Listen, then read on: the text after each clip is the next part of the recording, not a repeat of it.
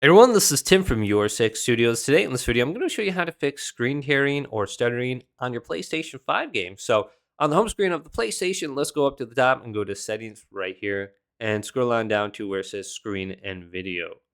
Then go to the right and we are looking for an option called VRR.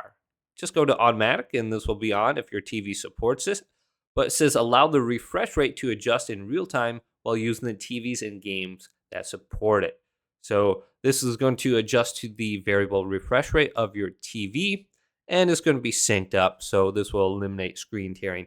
Now you could also have an option for VRR on your TV. So look through your TV settings and you can enable it through there as well as your PlayStation 5. So hopefully this video did indeed help you out. Did leave it a big thumbs up and subscribe to my channel down below for more tech out videos coming up next on Your Six Gaming.